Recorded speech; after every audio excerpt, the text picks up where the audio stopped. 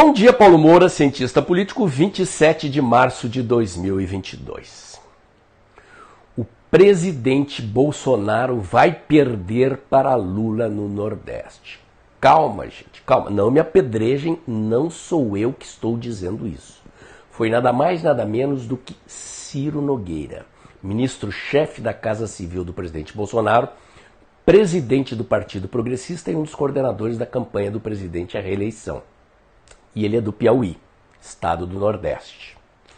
E ele deu uma entrevista para o Poder 360 dizendo isso, veja uma manchete aí. Mas ele disse mais, disse que mesmo perdendo no Nordeste, ele acha que o presidente Bolsonaro vai se reeleger.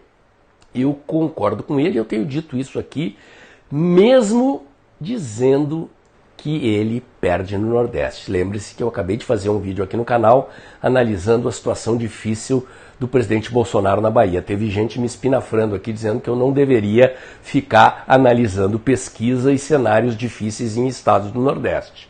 Gente, não adianta esconder a dificuldade debaixo do tapete. Ela não vai desaparecer. O presidente Bolsonaro, seguidores do presidente Bolsonaro, estrategista de campanha, tem que enxergar a realidade como ela é e superar o problema. Pois bem, hoje é domingo, senta na cadeira, tomando café aí, se prepare porque eu vou usar a pesquisa Datafolha que recém saiu para provar para vocês por que é que eu acho que o presidente Bolsonaro vai se reeleger. Isso mesmo que vocês ouviram. Vocês aí que não acreditam em pesquisa, principalmente as do Datafolha. Pois é. Mas antes de provar para vocês, com base no Datafolha, por que eu acho que o presidente vai se reeleger, eu quero agradecer a você que doa pelo Pix e pela conta bancária do canal. A sua doação ajuda a ampliar a estrutura do canal, a melhorar o alcance dos meus vídeos, lembrando que este é um canal que faz análise política com viés conservador, à luz da ciência política e da teoria da comunicação, em vídeos curtos. Se você já pingou o seu Pix desse mês aqui, meu muito obrigado. Se ainda vai pingar, meu muito obrigado também. É a sua doação mensal que garante a independência das análises e informações que eu entrego aqui diariamente. E, gente, como eu venho dizendo aqui, as doações desse mês estão abaixo dos meses anteriores, a receita está abaixo dos meses anteriores, o mês está acabando, se vocês puderem dar uma caprichada, porque no vídeo de hoje eu vou fazer uma análise caprichada para merecer uns Pix gordinho aí, tá bom? Vamos lá, gente. Em primeiro lugar, eu quero dar os créditos aqui para o Carlos Borenstein. Quem é Carlos Borenstein? É um cientista político da Arco Advice, que é uma das principais consultorias políticas do país. O Carlos foi meu aluno lá no Rio Grande do Sul num curso de ciência política. Hoje é um dos cientistas políticos top no mercado aí. E ele se deu ao trabalho de se debruçar sobre o relatório da pesquisa do Datafolha. Não sobre o que sai publicado na imprensa, tá? Você pode entrar lá no site do Datafolha e baixar o PDF com o relatório completo, com os cruzamentos de dados. Qualquer um desses institutos aí que fazem pesquisa para os bancos também disponibiliza o PDF, costuma rolar nos grupos de WhatsApp, e aí eu quando recebo sempre distribuo para o pessoal. Só que as pessoas ficam lendo só as manchetes, eventualmente até entram nas matérias e leem os números na superfície. Eu costumo dizer aqui no canal que um analista profissional, um cientista político, ele não olha para os números especificamente. Ele olha para o comportamento dos eleitores e antecipa tendências. Porque o objeto da análise política é o comportamento, não é o número, é o comportamento. O número expressa a possibilidade do comportamento futuro. E quando você analisa pesquisas em sequência, e quando você conhece o comportamento dos eleitores ao longo de várias eleições, você identifica padrões de comportamento e consegue antever o que poderá acontecer futuramente. Então, o que aconteceu nessa pesquisa do Datafolha? Primeiro, a diferença entre o presidente Bolsonaro e o Lula caiu 8 pontos. 8 pontos. Preciso chamar a atenção que a pesquisa anterior do Datafolha foi em dezembro. O Datafolha ficou 4 meses sem fazer pesquisa. Eu li em algum lugar aí que eles estavam fazendo lá umas mudanças administrativas, demitindo gente, teriam ficado 4 meses sem fazer pesquisa por isso, tá? Os outros institutos aí têm feito pesquisa mensalmente, quinzenalmente. Mas enfim, não vou entrar nos detalhes aí dos problemas internos do Datafolha. 8 pontos percentuais é uma bela diferença. Nos outros institutos essa diferença vem caindo gradativamente. É sintomático. E onde é que caiu essa diferença? Nos segmentos de baixa renda, auxílio emergencial, entre estudantes beneficiados com o perdão da dívida do FIES, pessoal de baixa renda também, e entre eleitores da terceira via, o que explica, por exemplo, que o Moro tenha caído. Em alguns institutos ele já caiu abaixo do Ciro Gomes, eu tenho chamado a atenção aqui. Mas agora vem as questões para as quais o Carlos Borenstein me chamou a atenção. Vejam só. Hoje, Datafolha, hein, gente? Está dentro dos dados estratificados do relatório completo do Datafolha. Vocês não vão ler isso em nenhuma matéria de jornal. O Lula só ganha do presidente Bolsonaro no Nordeste na baixa renda. Ou seja, o presidente Bolsonaro empata ou ganha do Lula no Nordeste nos segmentos de renda média e alta. Empata ou ganha no Nordeste. Ocorre que baixa renda é um extrato com maior contingente de eleitores, o que explica a liderança do Lula no Nordeste, ok? No Sul, o presidente Bolsonaro ganha do Lula, ok? No Norte e Centro-Oeste, o presidente Bolsonaro empata com o Lula, certo? Empata, hoje, nessa pesquisa, empata. Repete-se um padrão de eleições anteriores desde 2006. O que o Carlos Borenstein está chamando a atenção aqui? Que o eleitor de esquerda e de direita repete esse comportamento desde 2006. Ou seja, ele se distribui entre eleitor petista e antipetista mais ou menos desta maneira, numa sequência de eleições. 2006, 2010, 2014, 2018 e agora 2022. Antes era nos tucanos e no PT, agora no Lula e no presidente Bolsonaro. Antes no Haddad e no presidente Bolsonaro em 2018, agora no Lula e no presidente Bolsonaro. Então, isto é um padrão de comportamento eleitoral. Isso aqui é importante por aquilo que eu havia dito antes, pessoal. Ok? Significa que a distribuição do voto desta forma sugere que em 2022 o voto se distribuirá dessa maneira novamente. E que possivelmente, mesmo que o presidente Bolsonaro venha a perder do Nordeste, é possível que, vencendo de novo nas regiões Centro-Oeste, Sul e Sudeste, o presidente Bolsonaro vença a eleição presidencial de novo. Mais um detalhe que o Carlos me chamou a atenção. Na região Sudeste, o Moro tem um excelente desempenho na faixa de renda, no extrato de renda de alto poder aquisitivo. Ele tem um desempenho de mais de 2 dígitos nesse segmento do eleitorado. Então é um segmento de alta renda, de alto grau de instrução, um eleitor esclarecido, que, portanto, num determinado momento, neste momento da eleição, não quer Lula, não quer Bolsonaro, mas que certamente não vai votar em Lula. E que, ao perceber que Moro é inviável, terá que escolher entre Lula e Bolsonaro e tenderá a migrar para Bolsonaro. Uma parte já está migrando, tanto que Moro está caindo, e num determinado momento da eleição, talvez já no primeiro turno, ao perceber que Moro é inviável, migre para o presidente Bolsonaro.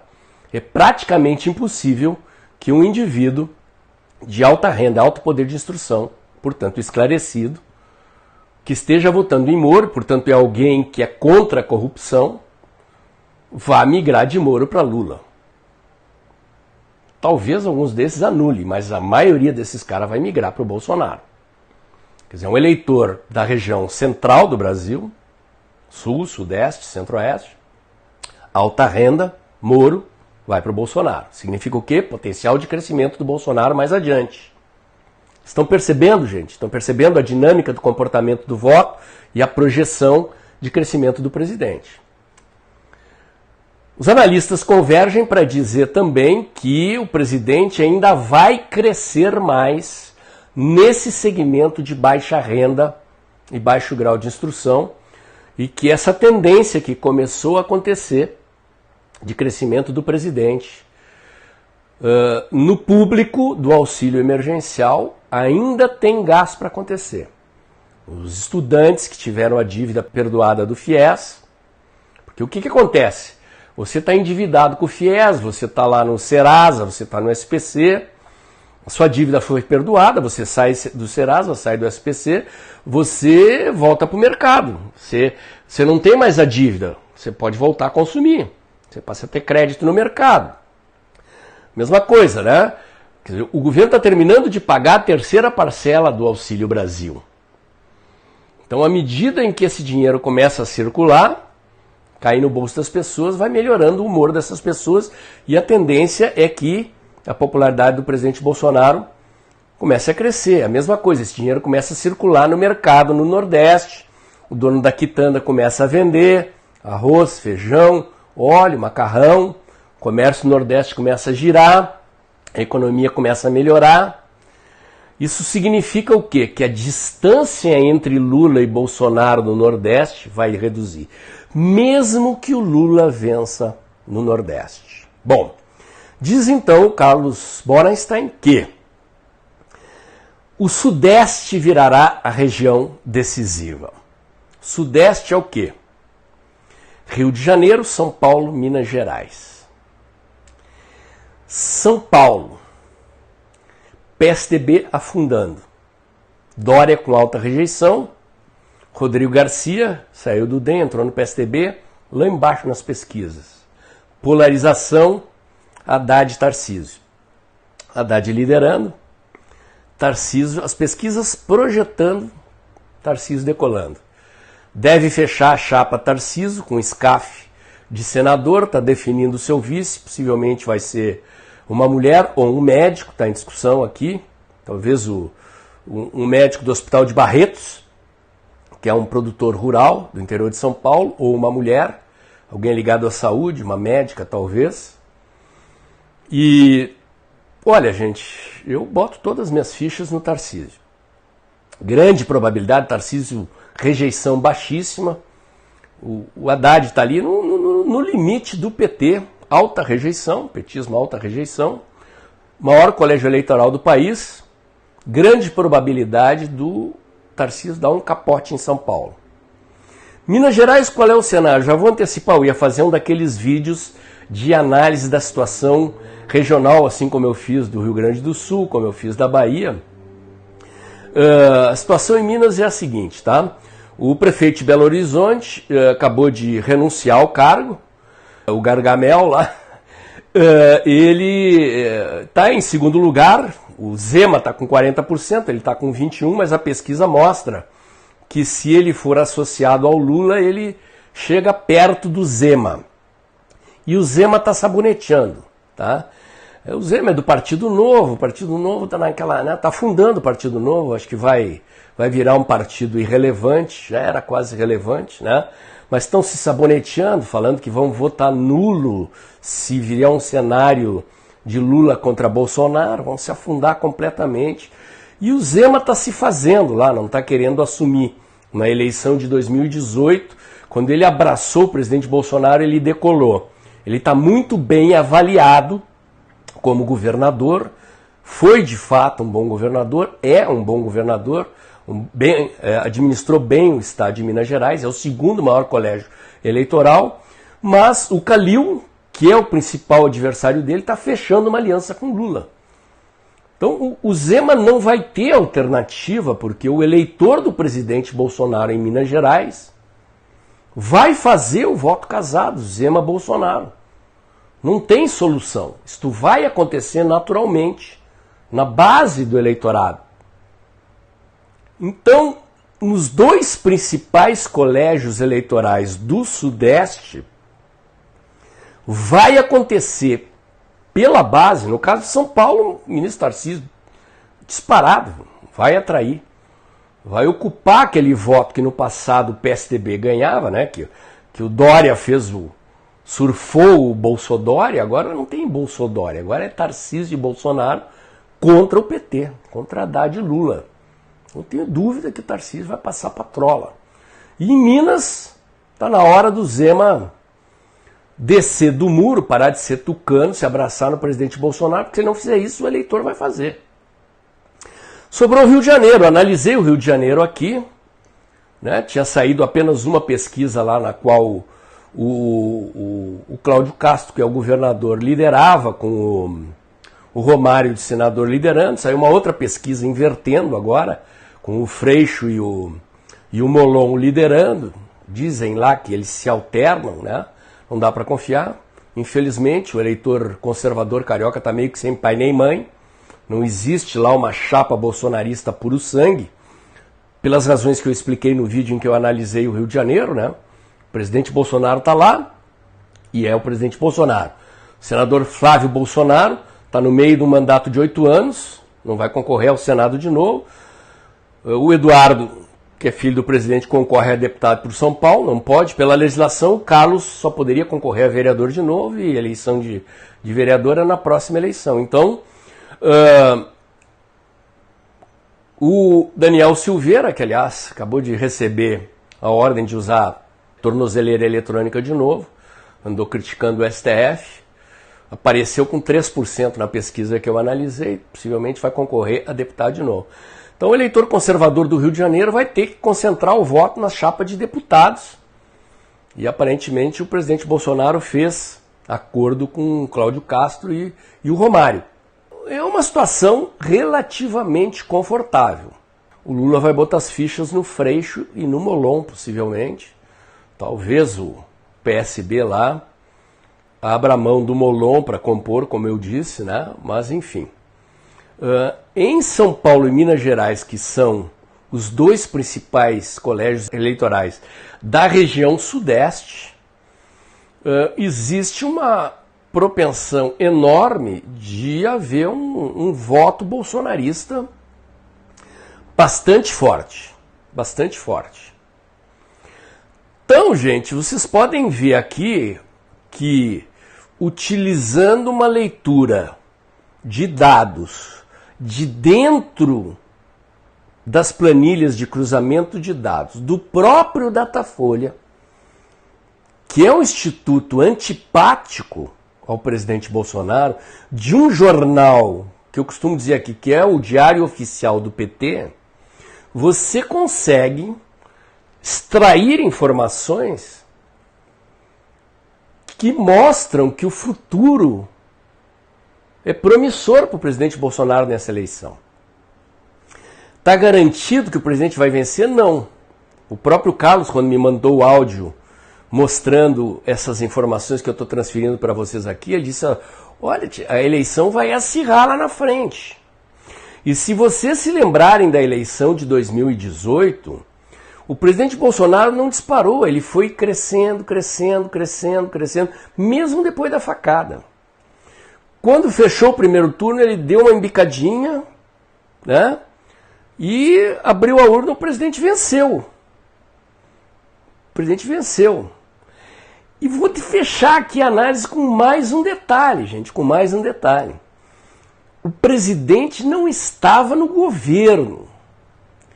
Ele não tinha as instrumentalidades que ele tem na mão hoje. Ele não podia dar auxílio emergencial. Ele não podia dar o perdão do FIES. Ele não podia liberar crédito para o pessoal que está super endividado.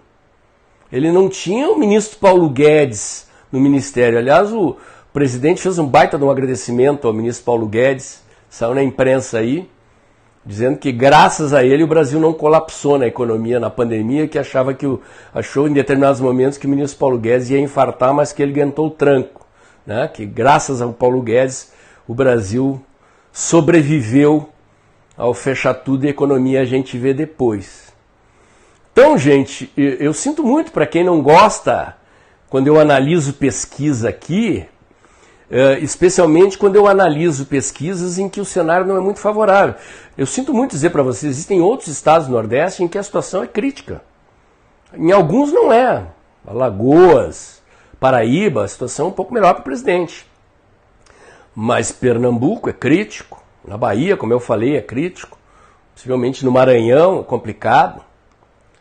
Então, quando se trabalha estratégia, você tem que aprender a ler a realidade como ela é, não como a gente gostaria que fosse. Como é que eu imagino que a coordenação da campanha do presidente Bolsonaro está planejando?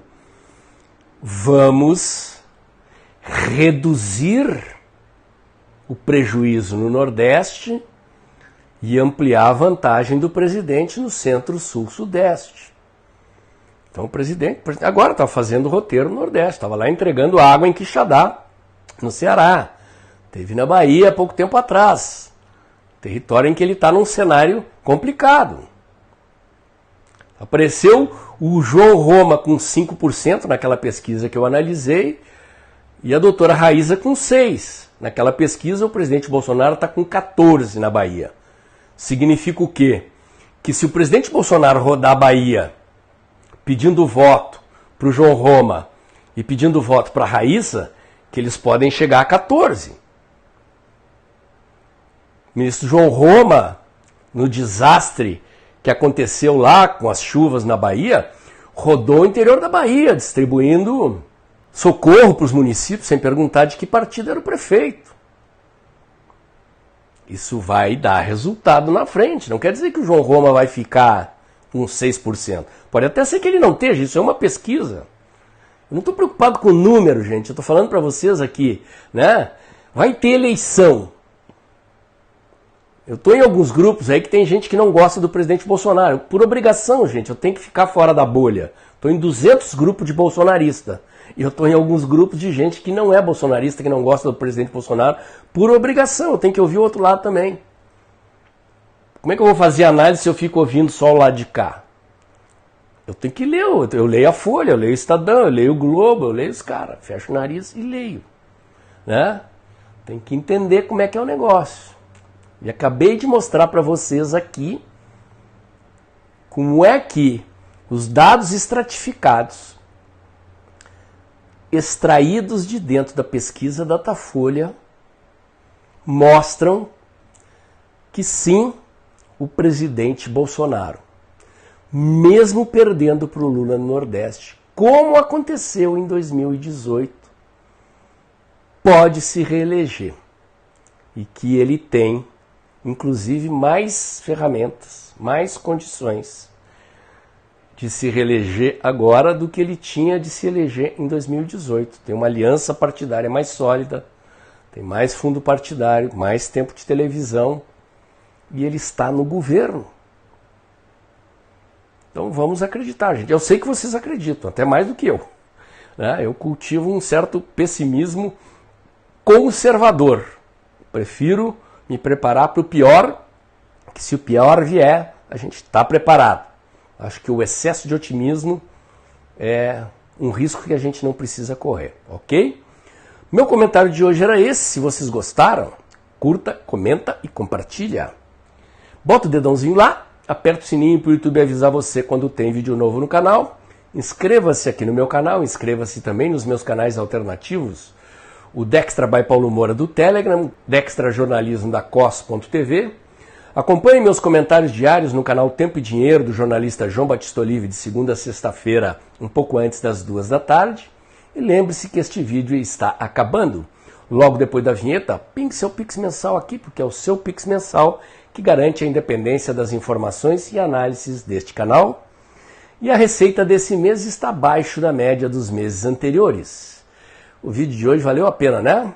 Um Pix gordinho aí para fechar o mês, buscando a receita, a média da receita dos meses anteriores. Valeu? Até o próximo vídeo.